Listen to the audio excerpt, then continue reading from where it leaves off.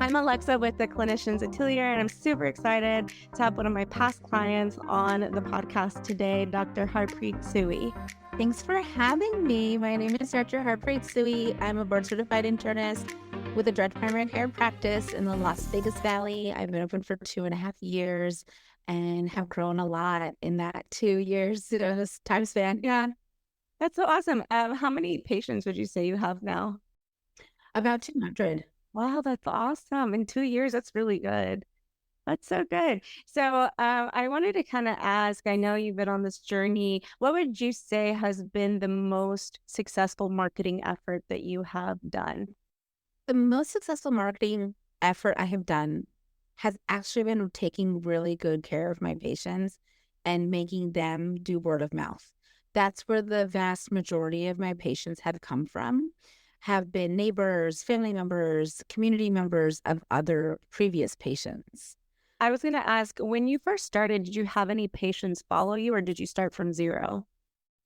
I had patients follow me, which is like, so I had a little bit of a security blanket with the patient wise. So I actually came on board with about 35 to 50 patients. And then they had been patients of mine for years. So it was easier for them to make the switch. And then they loved the model. And then they started telling everybody. Nice, nice. So have you done anything else outside of just, word of mouth and kind of having your sphere kind of recommend you? Yeah, I feel like I've done it all. Social media, Google Ads, community expos, discussions. I mean, like just walking around and being like, hey, I'm a doctor. I went to all the specialists that I knew. And I was like, hey, I just opened my own practice. Can you help me with patients? I feel like I've kind of done it all. So let's kind of break each one down because I think it's good that you have done it all because I feel like some things work for some people and some things don't work for others. So when you worked specifically, let's say you did the ads for Google, what was your experience? Did you feel like it did bring you traffic or did you feel like it wasn't really a fit for you? I think people have to understand the Las Vegas Valley. It is small and also big. So it has a lot of people that are transient. And so Google ads are really difficult to do. We're also doing Google ads in a market where certain keywords do better than other keywords. So I tried my best. I really put all my effort into Google ads for about 4 months. And I got probably 2 or 3 patients. It really wasn't that successful for me because people either couldn't fully understand the model or they weren't picking up during the meet and greets that they were scheduling from the Google ads. It was hard. That was probably the hardest one that I did. Okay, and tell me a little bit social media. I know you do a lot of posting and videos, but did you pay for any ads for that, or was it mainly organic posting and stuff like that? So when I started social media, I actually hired a local social media company. They actually approached me at a Chamber of Commerce event, and I at that point was just posting like fun videos for myself and my friends. And they were like, "Listen, you need to rebrand." So for about a solid, I would say, from October of last year till about May or June of this year, they were helping me curate specific posts. But I didn't start ads until the summer. And when I did ads, they were boosted off the videos I already had, and I put like a set amount of money in them. I will say for me, Instagram ads did not bring a ton of patients, but they brought a lot of interest into the model. So they're bringing future patients. And they also backed me up in terms of like an expert in my field from doing a few of those ads. I actually think that's a really good point to bring up. I'm going to be honest, I've done Google ads as well and I feel like what I do, since everything's very relationship based in the DPC direct pay model, even though I'm a designer, I feel like what's best for me is building relationships, meeting people, talking to them. And I feel like that's very much similar to DPC, meeting, the word of mouth, people liking you. And I do agree, though, that creating the videos and the content helps people trust, like kind of starts building that trust because they see you, they see how you speak, they get a feel for your personality. And I also think it's really important that you said future patients potentially, because I always try to tell people that social media is great for nurturing. because people may learn about it, but they're not ready. And then all of a sudden, one day something happens. They're like, oh my gosh, I need this. And then they sign up. And so typically they say it takes 7 to 8 touches before someone makes a decision to buy into what it is you're offering. So I think that's a really good point of you sharing, because like you may not see the fruit today, but it could be, down the line, and it can continue to help you grow. So I think that's really a good point. And then as far as, tell me a little bit more about your community outreach. What did that look like? And what was did you feel like you got a little better return on meeting people when you would go to events? Yeah, meeting people is really where it's at. Like when you go to an event and you're like, I'm Dr. Tsui, this is what I do. Here's the model of the practice. You're looking for a doctor. It's again the idea of like they're seeing you, they're meeting you, they know your personality offhand, and they can be like, wow, you know what, you seem like a really great, very knowledgeable doctor. I'd love to learn more. The other thing about community events is, again, you meet other people in the community. So you meet other small business owners, you meet dietitians, you meet people that can help you with social, you meet all sorts of people. And even if, again, it all comes down to, I feel like, nurturing those relationships, right? Even if they don't sign up immediately, now you've got people in your back pocket. And I've gotten some of my patients that way, where it's been some guy who was an accountant who I met at a event, and then he's like, oh, let me send my friend over. And then the friend's like, hey, that's how I heard about you, was because you met so and so. So again, I think it's ultimately all about like nurturing people and nurturing like the community, so that you make those relationships, so that they trust you, so that they join the practice. Yeah, I think I have a two-part question. So one is, when you met these people, did you have some kind of strategy in place to nurture them? Like, did you say, hey, follow me on Instagram, or did you send any email marketing? How would you nurture these potential leads? I hate to call them that, but like potential future patients. I know, I do. I have little flyers, and in the flyer, it's everything that we do about me, what I do in terms of primary care, women's health, weight loss. And then on the back are all our social handles and a QR code to schedule a meet and greet, and the phone number and the email. And so I say, you know what? You might not be looking for somebody now. Remember me. Here's my information. I also have a really unique name. Like, I literally think I'm the only Dr. Harpreet Tsui, like in all, like probably in the entire US. Like, I have a very unique name. So that's how I ended up getting a lot of people coming to me, is just being like, hi, I just met you at this event. Please take my flyer. They may throw it in the trash, but at least, you know what, they've got something, and they're going to look down and be like, I remember meeting her. Yeah, no, that's good. And so my second part of that question is, did you pick targeted events? Like, did you go, I'm going to go to small business events, or I'm going to go to these type of events, or did you just go to any type of networking event? I definitely targeted it. So the most recent one I did was the Chamber of Commerce. We had like a small business expo, which 1,000 people came through, which was a lot of people. And that was a little on the scary side, but you know, I did it and I thought it was great. I've also done other like lunches. I've done, we did a women's, because I do so much women's health. We did a women's breakfast, and I brought all my stuff there, but I try to keep it targeted so that I know exactly what I'm getting into. Because if I walk into a room with 5,000 people and I just start handing out flyers, people are not going to care. Because it's just like if somebody were to give me something, right? If I was in an event and somebody's like, hey, I'm an insurance agent, I'd be like, oh, thanks for your card, throw it in the trash. So I do try to always make sure I take my stuff anywhere where I can be like nurtured. I also leave my pamphlets and flyers. Like I had ones made specifically for my specialist friends. So I take them to their offices, and I'm like, this way you don't have to explain DPC. Just give this to them. They can read it and they can schedule a meet and greet. And then the specialists were like, well, now I don't feel like overwhelmed having to do all this in their visit. So it's always been targeted. Yeah, that's good. And I think that's kind of really what I think the first podcast I did for this was branding and niches. And every person I have talked to so far on this podcast knows their niche, and and we haven't gone into as much depth as you as far as just like targeting, but yes, I like that you said, okay, for the specialists, I have one type of flyer, and for the people I meet, I have another, because they're two different audiences, right? Like one person's handing it out to a specific audience versus you meeting people in person, and it's a little more of a warm lead because they've met you. And so you have the opportunity to share what it is you do as well. So I think that's a really good point. And so tell me a little bit. I know we had created your logo and brand, and when we first started working together in the beginning, you had kind of shared that you want to do DPC and weight loss right off the bat. And so I know that you rebranded since, and I kind of wanted to touch a little bit and share, to the audience, because we briefly talked about it, but like just sometimes you feel like there may be a point in your practice where you may need to rebrand because maybe your messaging's changed or grown or evolved. So share a little bit about that process.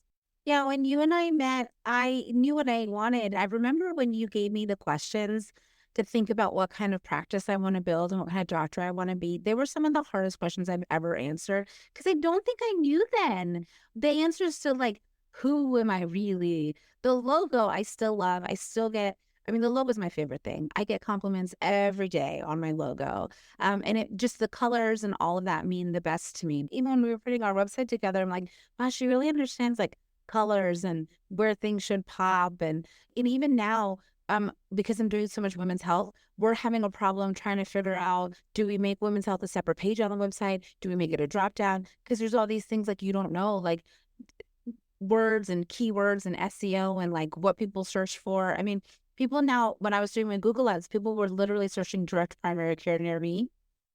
I was like, people don't even know what DBC is. Right. But I had to put concierge on my website because people search for concierge. But about 6 months into the practice, I kind of gone through the whole, is this what I want to do? This is working. Now it's not working. Who am I really? And at the 6 month mark, I said, I now know who I am. It's not who I am from the very first website. That is still very much the inner part of me, but now I have to market differently. And I had a friend of mine who was actually a patient at the time who had worked for a large practice in town who had been doing a lot of marketing and came to me and said, your website is great, but let me tell you, in this patient population, we need it to look a little like this. These are the people you want to nurture. At that point, I also decided to take the weight loss back a little bit and focus more on the primary care. That's my bread and butter. And so we were having issues where the older patients were having a little bit more difficulty reading all the words. And so we needed to streamline it a little bit more and change up the color a little bit more. But the logo and like who essentially our first website talked about in terms of who I am is still there. We just rebranded around that to make it a little bit visually simpler because I do have a heavier population of older patients and I do so much primary care. No, I think that's such a good point because I think the first website is probably more your personality, which is what I specialize in, is like kind of showing that personality, showcasing. But I also understand that sometimes as you're growing your practice and you kind of, like you said, you kind of start figuring out who am I, what kind of doctor do I want to be in my community, and also knowing your demographics, right? Kind of making it a little bit cleaner and making it where it was easier for your older population to read it. I think those are definitely why it's important to know who your niche is and who is signing up with you, because it could be different depending on, where you're located and all that as well. You can definitely expand a little more key terms and the way to speak in that area. I think that was kind of unique because sometimes we don't think about something that we think more like, how do I share what it is that what we're offering versus, hey, this is how this area speaks, or this is what's more relatable. So the market is also really different in Las Vegas. It's very transient, as we spoke to about before, and there are a lot of older people here. And so the other thing about having somebody local do the rebrand was that they knew how to speak to the market. They knew what words we should use. They knew the keywords we would use if somebody was searching for a direct primary care doctor or a female doctor near me, or all of those things that were really specialized to the Valley. And that was part of the reason that we rebranded some of the website. And then I wanted to ask, did you pay for any SEO services outside of just the copywriting being updated? And did you just use those key terms, because obviously we work those into the copy typically, but did you hire anyone or did they also help you with any monthly SEO to help you become more searchable? Yeah, so we did a little bit more SEO. You had already done so much. There really was not a lot that needed to be done. But again, it was just like to the market, right? Well, how do we make it to the exact market and what people were searching for, which has been probably, again, with the social media, one of the most interesting things I've learned. in the last year and a half is what people are putting in their search bar. But we just had to add, I think, a few key terms. It really wasn't a lot of SEO that needed to be Okay. done. Now I'm just curious. 'Cause I know sometimes people always ask like about SEO and whatnot, and it's always such. It always just depends. I always tell DPC doctors, specifically direct primary care doctors, that it's not that hard to rank for that key term because it's still so unique and it's still very much a niche. Harder key terms would probably be more like just primary care alone. And so sometimes nurturing some of those like female primary care, those are a little more competitive versus just direct primary care. And so kind of knowing that as well is important, what key terms you're interested in. Because sometimes people are like, why am I not coming up for these terms? One thing that medicine doesn't teach you is the marketing aspect, and having to learn that on top of also growing a business and keeping up with the medicine stuff and also trying to have a life of your own. It's really overwhelming. Hmm. Yeah, it really is. It really is.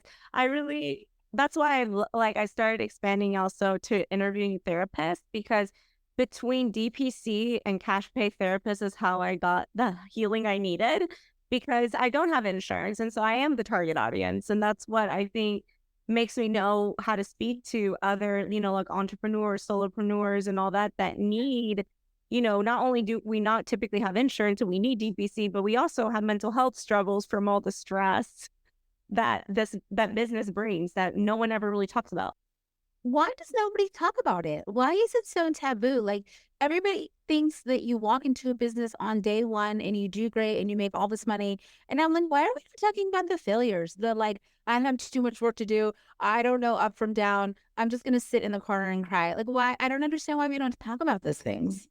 I am very open about my mental health struggles now. Maybe not years ago, but after going through therapy and everything, because I feel like people normally you feel isolated, and then there was a stigma before COVID, like, oh, if you go to therapy, you're crazy. And so I never told anyone my mental health struggles, and I struggled in silence for many years.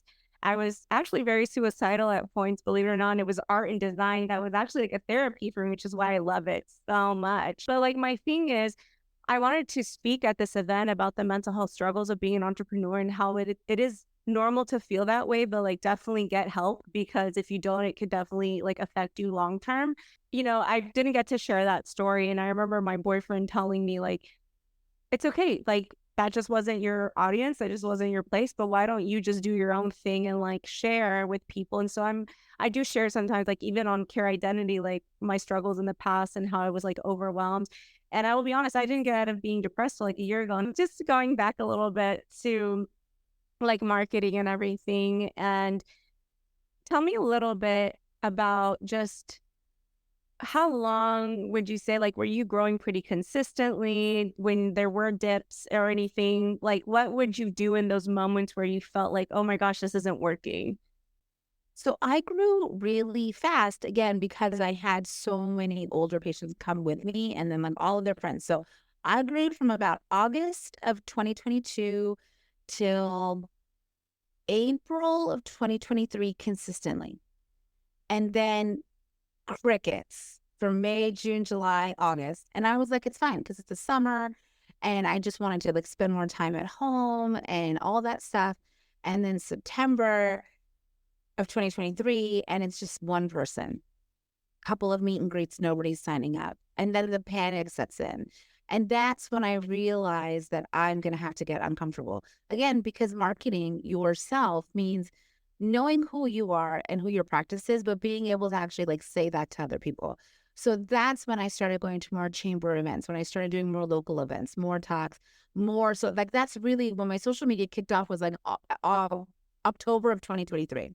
Right. So that's when I was like posting all the time and collaborating with other people and trying to like get my name out there. And I also think though, Alexa, that I went through a phase where I wanted to be all the things all at once. And so I couldn't focus on marketing because when somebody would come up and be like, tell me about Coronado Health and or tell me about Dr. Tsui, I could not even form three sentences that made any sense because I was like, I don't really know what I want to be. I want to do all the things I think I needed to follow some sort of rule book. And so, yeah, I had kind of this dip for a really long time. Then October, November, December, we had growth. Then I stalled again the first quarter of 2024. And then that's when we did the Google ads, right? So then, okay, let's do something else. Then the Google ads was a lot of money for not a lot of return. And now it's just started being very steady in growth, which is great. So I've grown more in the last 2 months than I had in the first quarter of 2024. The summers tend to be slow because I think a lot of people are not necessarily looking for healthcare, but then because I have so many 65 and up, I get a lot of people, and during open enrollment, right? You get a lot of people October, November, December. But yeah, oh yeah, I had some dips, like some really, really bad dips.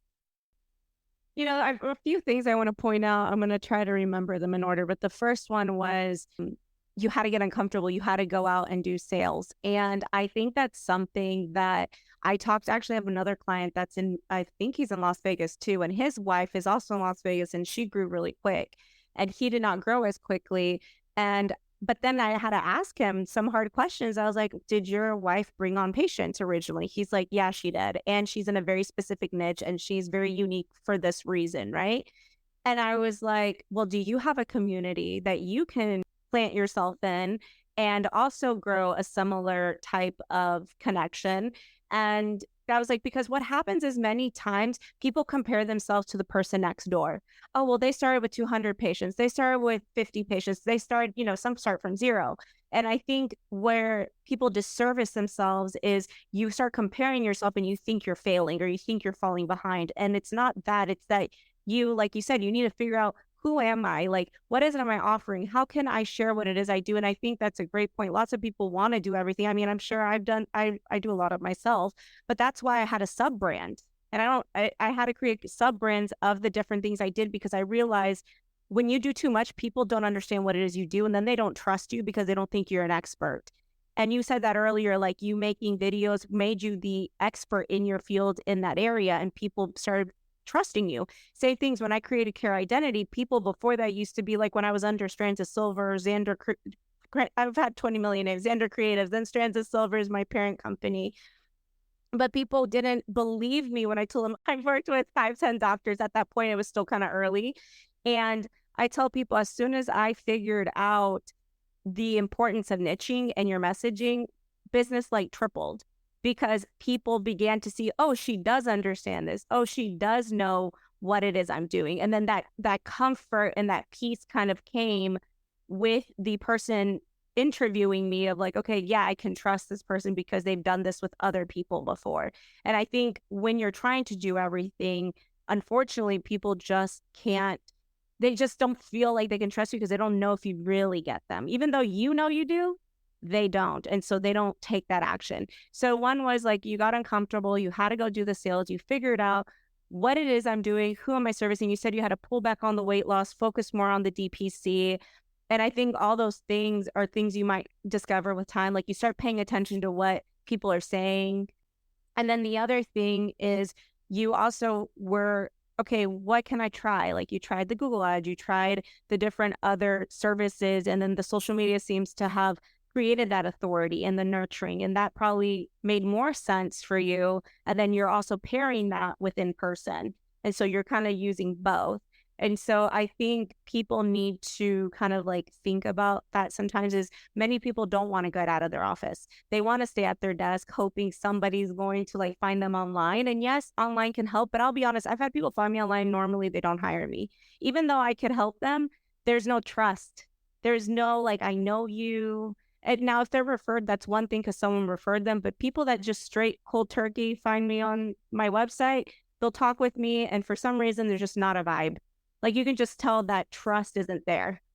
Yes, it happens. And that's what was happening with those Google ads, right? People were like, found you on a Google ad, start the meet and greet. I think it's going to be great. But I knew halfway through, I'm like, this person's not going to sign up because they don't understand the value that they get.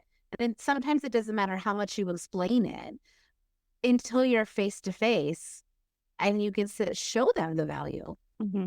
It's so true. So what would be your advice to someone that's starting, whether they have patients following them or not? What advice would you give like a new doctor or clinician starting a direct pay practice? I would say to them, first, focus on what it is you want in your career. You're opening up a direct pay practice. It is going to be different than a traditional practice. How much do you want to make? What kind of hours do you want to work? What's your patient population? Figure that out first. Then figure out who you are. What is it that you provide? What makes you different than the next primary care doctor? How can you make your practice grow from who you are? Then third, which is what I did 6 months in, really figure out your brand. And if you have to rebrand, and I've said this on our Facebook groups, if you have to rebrand, that's okay. You have to rebrand.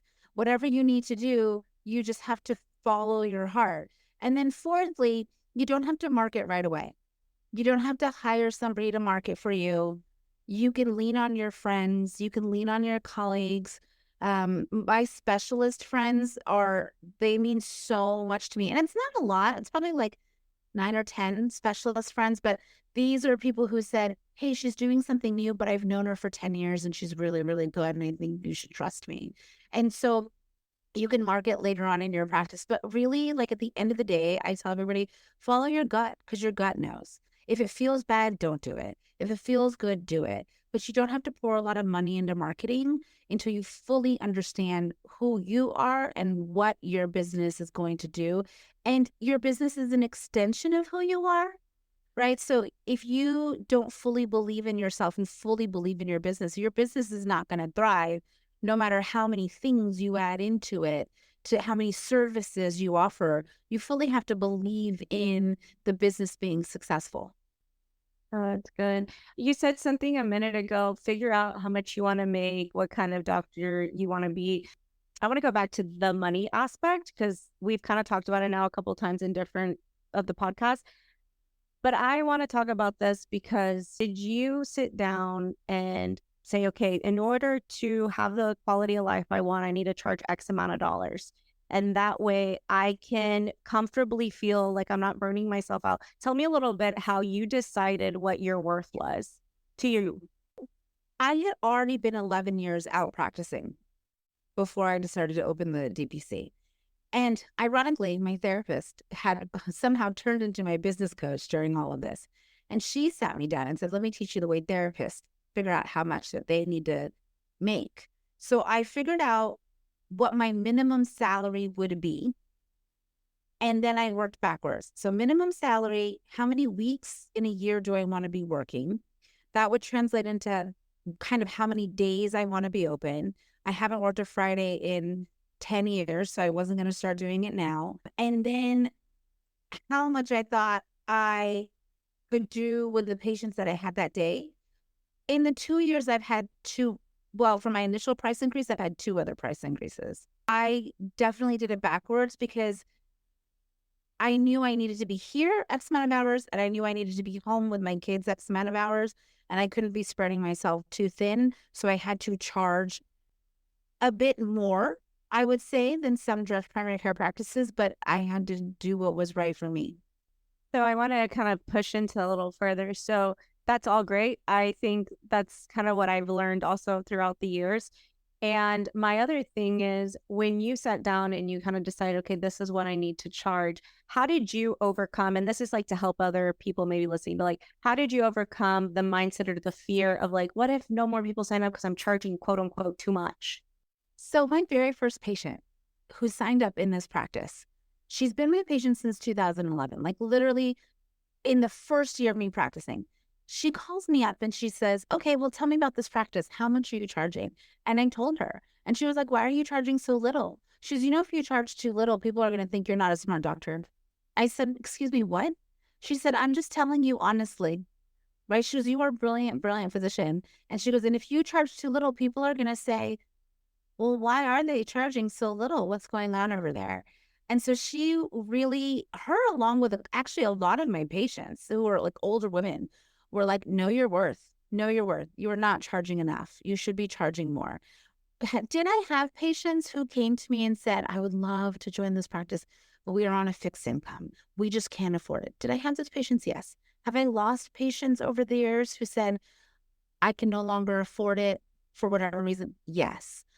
But I've also not had anyone come to me and say, you sound great, but I can't sign up because I can't afford it. People are like, okay, I'll make it work. right? This sounds like exactly what I need, so I will make it work. Yeah. So when people see your value, so I kind of ran into similar, like the Wix Studio was launched in December. Oh, sorry, in October. And I upped my prices like almost $1,000, probably like about, yeah, about $1,000 off the bat because of the quality of the product that I was now going to be able to offer. Right. And I had past clients tell me, "Oh my god, I would have never been able to hire you at this new price." And they're like, "You should really consider lowering your price again." And I was like, "I can't do that." I was like, "Because I can't give the best of myself to the clients that are willing to invest if I'm burnt out and angry half the time because I don't feel like I'm being valued."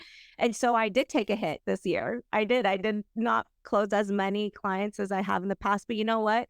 I've been able to give the best of myself even more than before to the ones that have invested and give them more longer appointments and more one-on-one time. Cause I'll set up the one-on-ones throughout the process because I don't feel stressed like, oh my God, I'm burnt out doing all these projects. I take less projects, but I'm giving more of myself and really being able to create that process with my clients. And I think it is scary sometimes that you do, and I did feel a hit, like, I'm not gonna lie, but at the same time, I feel myself that I have a little more space in between too. I'm not doing, like, all these projects one after another, and there's a little more room. I feel the same way. 100%. I bet if I would have kept my price where I first started, I probably could have added so many more patients than I did. I mean, the process to go from like 100 and I'll tell you, the process to go from 150 patients to 165 patients, that's 15 patients, was the most painstakingly painful process because people would do a meet and greet, then they wouldn't sign up, right? And then I'd raise my prices. And then for a while, like I raised my prices back in February and I said, oh gosh, this is too much, it's too much. People just aren't coming on. But exactly what you said, like for the growth that I have now, I can give those patients same day appointments. I can give 45 minutes of my time to a patient if they need it. And they value me instead of seeing a bunch of people because I lowered my rates just to fill up the space and then being burnt out, having to take care of them at the same level of complexity and pouring so much of myself into them as I would into another patient and really just, being like, this is too much. Yeah. And I think the other thing, and this kind of ties into marketing, right? Because people ask me, well, what do I get for that price? Or what do I get? Right. And I'm like, you get my time one on one. You don't get handed off to someone. You get to sit there on the phone with me. I'll do live calls. They're like, you don't typically get that. And same thing, like 7 minutes with a doctor that has insurance. Like I used to never know until I got in working with DPC doctors why my doctor only saw me 7 minutes. No idea why. I just thought they didn't have time for me. They would hand you off to a nurse, talk to me for 5 seconds, it felt like, and then they were gone and I could never talk about anything else. And being a DPC patient, I have had my doctors sit down with me 30 minutes to an hour sometimes, really addressing my concerns and issues. And you know what? I probably only go like 3 times a year. Like I don't even go all the time because I would consider myself someone healthy, but I know when I need it, they're there. And so I think is scary though when you are kind of doing that price increase. Did you kind of grandfather in your past patients or did you also kind of increase the prices when you did that? I actually grandfathered a lot of my older patients in, like about 75 of them, because they had been with me from the beginning. And I did it as a way to thank them.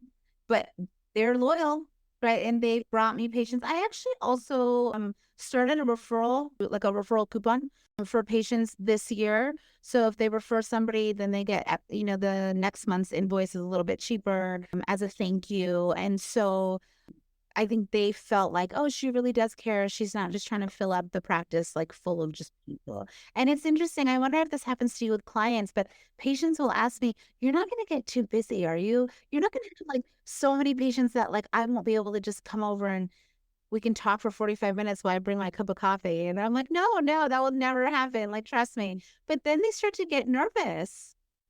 Yeah, I do have those instances where people are like, do you have time on your calendar?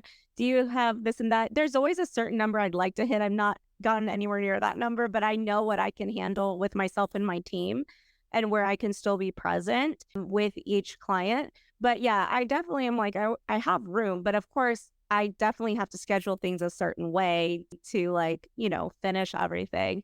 But no, I haven't been where I can't like finish a timeline, typically like It just depends how the process goes. But yeah, they do get nervous when they're first signing up. It's like, oh, I need to launch by X date. Can you do that? Like, do you have workload? Do you have room for that? And I'm like, yes, if you just depends how quickly you get back to me, but we can definitely make it work.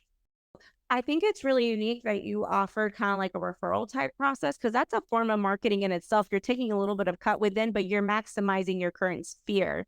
So I think that's actually, I haven't really heard, maybe people do it, but I haven't heard other DPC doctors that I've spoken to offering something like that. I think that's a unique approach. Yeah, I did that, and then I would give them a little discount if they left me a Google review, because Google reviews, like, unfortunately, they're important now, and it's really weird to be a doctor and say at the end of the visit, like, "Hey, so by the way, when you go home, can you give me a five-star Google review?" So I send them a little text afterwards, and I say, "It's 5% off your next month's bill. Thank you so much for that Google review." If they post something really nice, I always will send them a sweet message. I have swag in the office from like all the events I've done. So I'll give them like a little, like a cup or like something like that just to say thank you. That stuff I think goes a really, really long way because again, when it comes down to marketing, you can pay all these people to do it. But I'll tell you one thing actually that's really interesting, Alexa. So when I worked in my second job, so this is 2015, I had like a partner. And at that point, he was in his 70s. He'd been a doctor forever. And he'd been a doctor for like a lot of celebrities and like the old school kind of Vegas, like Siegfried and Roy. And he was just so fun, but he was also a magician. So he loved doing magic tricks. So it was the best. So I remember one day I was talking to him about how he sustained his career. And he looked at me and he goes, when you walk in that room, you are the doctor, but you have to sell them with your personality. And so since that day, I mean, that's almost 10 years ago, I first heard that. I always remember that. When I walk in a room, if I'm at the coffee shop, if it's with a patient, sometimes I have patients who will bring their neighbors and friends because they're going to go out to lunch afterwards. I have to sell myself and my personality. And I'm like naturally like bubbly anyway. I feel like when you and I like first met in person, it was like, oh my gosh, we're very bubbly people. But you have to remember that you're marketing yourself every single day in every single instance of any time that you are not inside your house. Yeah, my brother always makes a joke that I literally can talk to a wall and become friends with it because I literally talk to everyone and everything. And my family gets annoyed with me, but I don't even purposely do this. But it's like I pay attention. I speak to people. I rarely talk about what I do right off the bat. I'll like talk to them, learn about them, and if I feel like I can help them, then I'll just kind of weasel, very, nonchalantly like what I do and just like where it doesn't feel like I'm selling them, right? I don't go like, oh, I do XYZ. And I think that's what turns people off when they feel like they're being sold versus like, oh, like when I'd go to events in Houston for real estate, commercial real estate, I'd go to like entrepreneur events and then I'd be like, they'd be chatting. They'd be like, oh, I want to open a salon. And I'm like, oh, I actually do commercial real estate. Let me know if you have any questions, but never like, oh, let me help you. It's just like, oh, I'm happy to answer questions. And people really want value more than they're like looking right away. Like if they feel like all the information you post, because I obviously follow you on Instagram, I even learn stuff from it. And I just like love seeing your personality. You're very vocal and like people can see that and people that appreciate that are going to want to work with you. And it's funny because I'm creating this ebook right now. And literally in the ebook, it says, think of your brand like your personality. Like, how do you want to be remembered? And essentially, like the fact that you just said that was kind of funny to me because I was like, that's literally what I wrote in the book. Yeah, like my husband jokes he's like, I'll wear a shirt with the logo on it, and I'm like, you're gonna walk through Costco, no one's gonna stop you and be like, wow, great logo, tell me more, right? You have to be able to sell yourself. And the interesting thing is now he's gone solo as a pulmonary critical care doctor, so he's opening up. We're gonna start working in an office together, which literally could be a podcast episode in and of itself. And so now he's like, wow, how did you do it? And he's more of the introvert in the relationship. And I'm like, you can't be. You cannot be introverted. And I do a lot of what you do. I will never tell anybody I'm a doctor. I listen to the conversation and then someone will be like, I wish I had like a great doctor that could understand XYZ. And I'll be like, oh, that's interesting. I want to let you know what I do. And everyone is always surprised. I don't know what they expect, but everyone's always surprised. And then by that time, you've built trust with them and they know that you're not trying to weasel anything out of them. You just genuinely care and you are passionate about what you do. What would you say to someone that is currently struggling, that did open and they feel like throwing in the towel? They just like, this isn't working for me. I think a good point was introvert. If someone's introvert, it can be harder for them to go out there and kind of like share what it is they do. What would you say to someone that is already open, that is struggling, that they're just like, what do I do? Should I take insurance because they're feeling like the cash pay model isn't working? What advice would you give that person? So when I was in the deep hole and I was thinking maybe I should just go back to the traditional model, the first thing I did was text all of my DPC friends and say, have you gone through this? Yes. Okay. I got their advice. That's when I reached out to a local social media company to help me do all of that, because then I said, there's too much on my plate. Like, let me focus on what I want to do. And then some people, let's be brutally honest, for some people, it does not work. And they do need to take insurance and they do need to change the model. Maybe they need to add a different service. Maybe they need to change things. You are always evolving. So if one thing isn't working, take a look and see what it is that you can offer. If you need to market, then market. But if you're introverted and you're worried about marketing, can I tell you the best thing that works? And it doesn't make any sense, but find your most extroverted friend, your most extroverted doctor friend who 100% believes in you, and let them start blasting everything they know about you on socials. Hey, I have a great DPC friend of mine looking for patients. Oh, you don't know what DPC is? Let me tell you. Start in those social circles. Have your extroverted friend take you to events, put you kind of like out of your comfort zone, and then reevaluate. But you got to like hit the ground running for 3 months. That's a personal rule of mine. It's the same rule I have for my kids. You're going to start something, we're going to finish it, and we're going to give it a solid 3 months. And if after 3 months it doesn't work, we've put all of our effort into it. Entrepreneurship is always evolving, regardless of what field you're in. And it just is, every day is something different and every week is something different. And you have to step out of your comfort zone. And it's not the same as diagnosing somebody's hypertension, right? This is so, so different. But stay with it for 3 months and then see and lean on your friends. Don't ever do this alone. That's so good. And there's a lot of good support, especially on Facebook. There's so many groups for people of direct, like I'm in one for therapists. It's called Private Pay Practice, and they focus on cash pay only. I read a lot of what people struggle with. That's that's another thing. Join where your niche is, because I learn a lot about what DPC doctors are struggling with. I learn a lot about what the therapists are struggling with. I read through their comments, I read through their questions, and I see what they're struggling with. So then I'm like, what can I create? What kind of content? Because, I'm a designer. So it's like, what kind of content can I create to help the community, to help them with their struggles? And so I, gave out the 48-page, My Ideal Patient book, which is more focused on like boots on the ground marketing. There's some touch in there on, other marketing, but let's be honest, unless you're telemedicine, when you have a brick and mortar or you're seeing patients in person, the best kind of marketing still, I will like probably die saying this, is in-person marketing. It's the same as like real estate. Oh, 100%. That is an hill I will die on. Okay. In-person marketing, 100%, 100%. Any in-person marketing. Yeah. I think people just don't feel comfortable. And I think it is hard because we're both outgoing personalities. So it's very natural for us. And I can see where for the introvert, it's not as natural to go talk to someone. And you kind of have to like instill that. And I always tell people, if you are fearful, think of it more like you're just talking to a friend. Don't think of it like, oh my God, I got to sell this person and I don't know them. Be like you would make a new friend. Like, I'm here to make new friends. And whether it turns into something or not, it relieves the pressure. It's like, I'm not really here to like get a patient, which hopefully it turns into that, but go more with the mindset of like, I just want to make friends. But like, you were able to go from nothing to start getting opportunities by going to the in-person because you chose to get uncomfortable. Yes. And it was so uncomfortable. An expo with 1,000 people and like 50 booths. And I'm just like, well, this is weird. I remember being like, this is weird. I don't like it. That's where I've gotten a lot of leads. Just even this week, just a lot of leads because I had to be uncomfortable. But it was really fun at the end of it.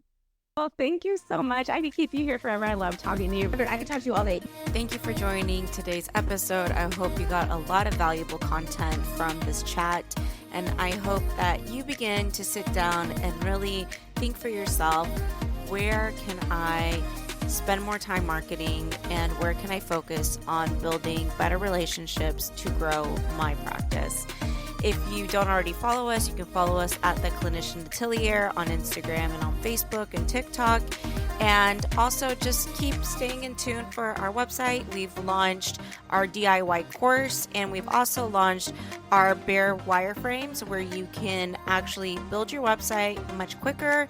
It helps save a lot of time, along with our DIY course teaching you how to make your site and edits, as well as we have a few more courses coming later. My next one's going to be marketing and sales, as well as a free ebook that I'll be launching here very soon called Branding Solo.